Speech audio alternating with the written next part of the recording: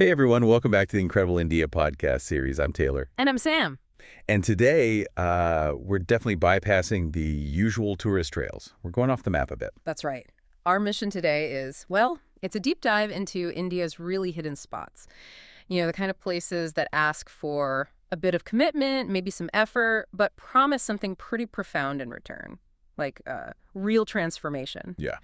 We've looked through sources covering, I think, over 20 unique, quite secluded destinations, and we've pulled out the ones that really stand out for, well, things like forcing a digital detox, offering a chance for spiritual awakening, or just fundamentally shifting your perspective. We're talking way beyond the usual monuments, the Yeah. beaches you see plastered all over Instagram.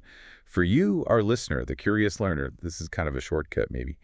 A guide to finding those retreats, those villages, those geological wonders that genuinely redefine what travel can even mean. Yeah, think Martian landscapes in the mountains, incredible ancient engineering, pristine coastal spots. It sounds amazing. The common thing, though, is that these places sort of make you slow down. They force you to disconnect, whether you want to or not sometimes, and maybe confront yourself a bit through isolation or just being immersed in really intense nature. Okay, let's jump in then. Let's unpack this. How about we start with altitude and isolation, those mystical mountain retreats where, the noise of life just gets stripped away. First up, Spiti Valley, Himachal Pradesh. Spiti. It's pretty much the definition of profound high-altitude solitude, isn't it?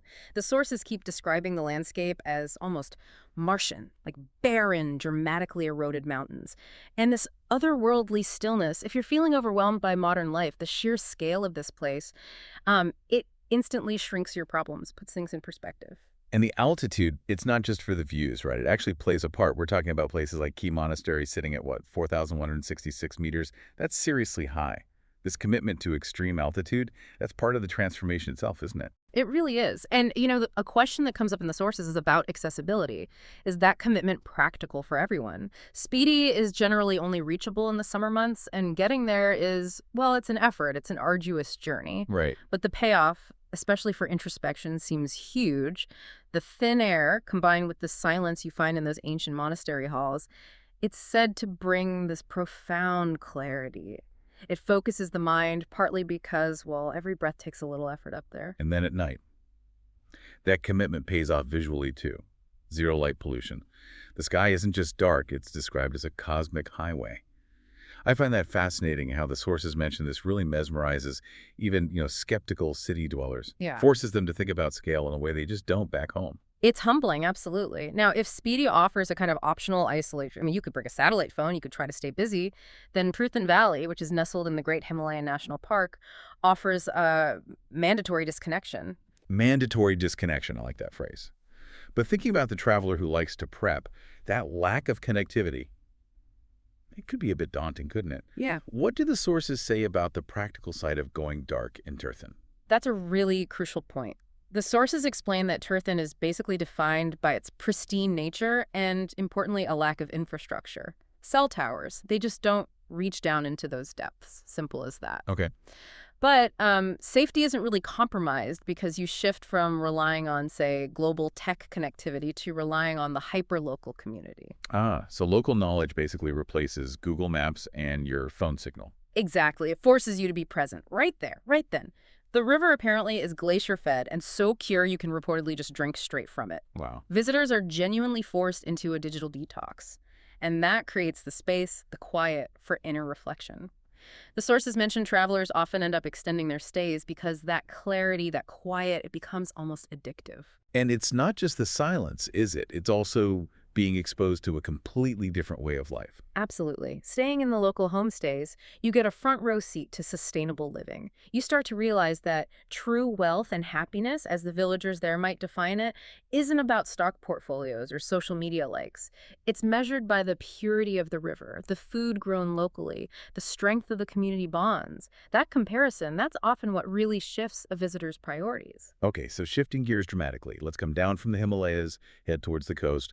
Let's talk about spots where the sacred and the secular kind of merge, offering maybe a more holistic kind of soul renewal. A key transition point for many seekers seems to be Gokarna in Karnataka. Yeah, Gokarna. It functions almost as the quiet antidote to its much busier neighbor, Goa. It sort of whispers rather than shouts, you know? It draws in seekers who want that spiritual energy, but combined with ocean therapy, without all the commercial noise. And the geography itself is key there, isn't it? Like Om Beach. It's literally shaped like the sacred symbol Om. The sources describe its curve as creating this kind of natural acoustic effect. It makes it a perfect spot for meditation. The cove sort of contains and amplifies the sound of the waves. You get this feeling of a constant rhythmic sound bath from the ocean itself. Plus, you feel that devotional energy from the nearby Mahabaleshwar temple, and then you can take that grounded feeling straight down to the beach for contemplation. A very direct spiritual synergy. Okay.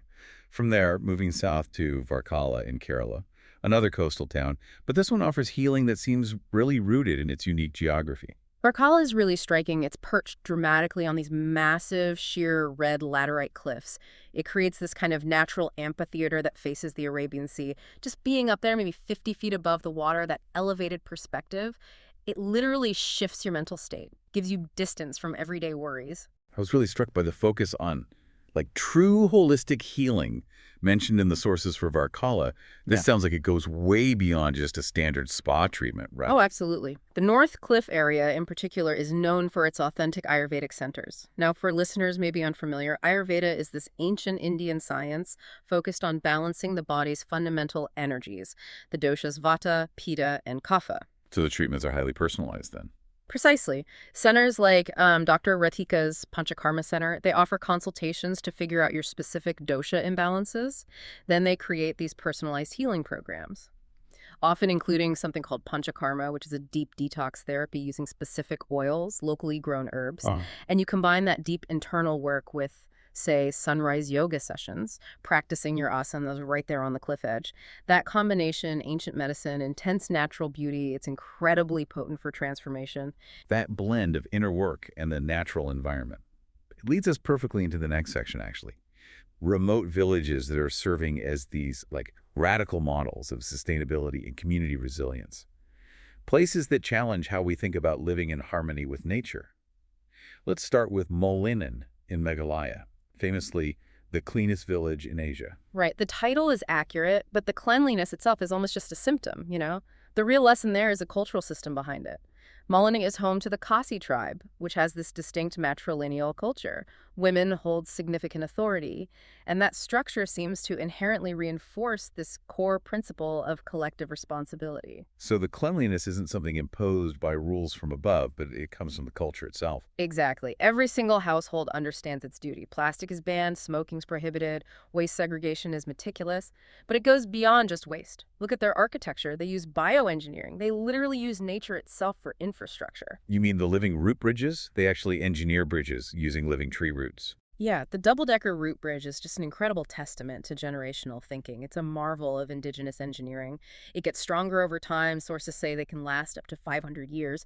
It makes you realize human engineering doesn't always have to dominate nature. It can collaborate with it, create things that serve generations way into the future. That idea of generational stewardship, it seems mirrored in Konoma in Nagaland, which, based on our sources, has one of the most powerful stories of environmental redemption. Oh, Konoma is fascinating. It's the traditional land of the Angami Nagas, historically known as this really formidable warrior stronghold.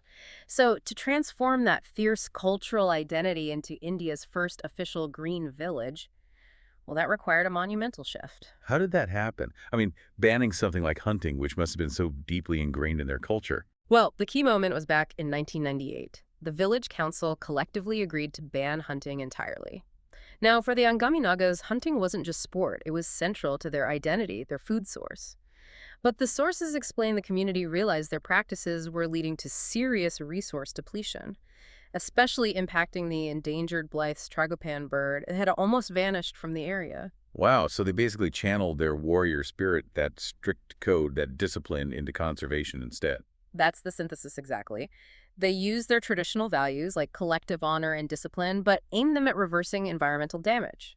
The whole transformation is now seen as this global example of how traditional values, when focused through collective action, can actually create new, sustainable ways forward, things like ecotourism and forest protection.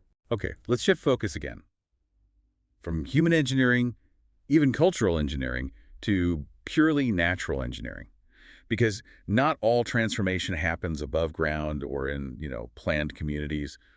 Section 4 looks at geological wonders, places that demand sensory exploration. How about the Bora Caves in Andhra Right. Pradesh? This is like stepping into deep time. A million-year-old underground cathedral carved out by limestone processes, but the sheer scale is what hits you first. These chambers are massive. Some stalactites are apparently over 50 feet long. It's just a spectacle. And similar to the villages we just talked about, the geology itself has inspired deep community meaning. The formations aren't just rocks to the local Jatapo tribe. They're sacred entities, aren't they? Precisely. There's an elephant-shaped formation believed to guard ancient treasures, and a naturally occurring Shiva Lingam formation that's revered for its spiritual power used in healing rituals. But what makes it more than just, say, a cave tour is the sound, the auditory experience. Indeed. Certain chambers within Bora Caves have unique acoustic properties. Apparently, tribal elders sometimes guide visitors to these spots where the echoes, the natural resonances, they amplify sound in this haunting, almost hypnotic way. It's an unexpected kind of natural sound healing, forces you to tune into this deep, primordial silence and echo. And finally, for just sheer geological artistry combined with isolation, we have to mention St. Mary's Island off the coast of Karnataka. Yes. This island is like a textbook illustration of ancient volcanic activity frozen in time. The really standout feature is the incredible hexagonal basalt rock columns. They look just like giant stepping stones, perfectly cut, rising out of the turquoise water. And what's crucial here for the traveler seeking transformation is the logistics, right? What actually enforces the mental reset on the island? It's the physical barriers, mainly. The island is intentionally kept undeveloped. No hotels, no restaurants, very limited access. This ensures the beaches stay pristine, and it creates an environment where you are utterly reliant on the natural world around you. The tides, high and low, constantly change the shoreline, revealing and hiding tidal pools. The constant rhythm of nature, the ebb and flow. It perfectly mirrors the kind of internal shifts visitors often experience there. You're forced into a complete mental reset. You have to pay attention to the rhythms of the sea and the sun, not the rhythm of your phone notifications or your work schedule. It's a sensory detox, really, amplified by this dramatic geological backdrop. So looking back across all these hidden gems, from the thin, disciplined air of Spiti to the cultural discipline of Kanoma, the natural rhythms of St. Mary's, what's a unifying takeaway for you, for our listener? I think the unifying thread is that transformation here is earned. It comes through commitment. None of these places are passive, easy tourist destinations. They might require tackling rough trails, acclimatizing to altitude, or embracing that mandatory digital silence. Right. But that very difficulty, that effort, that's the mechanism. That's what breaks down your usual mental barriers and rewards you with clarity, with maybe a completely changed perspective on what life's true priorities are. And here's where it gets really interesting for me. Our source material explicitly states that these destinations, they aren't just about, taking great photos or checking boxes on a travel list. No, they are about rediscovering parts of yourself you didn't know existed. So perhaps we leave you with this thought. Which barrier do you feel you need to break through first? Is it altitude? Is it digital silence? The physical challenge of a trek? Or maybe a cultural preconception? Which one holds the key to your transformation? If you do decide to travel to India after hearing all this, we do have a recommendation. Five Senses Tours organizes tours across India, which are really immersive cultural experiences. You can email them at contact@fivesensestools.com. That's the numeral 5, SENSESTOURS.com. Or you can reach them on WhatsApp at +919 845 67446. Until next time, keep digging deeper.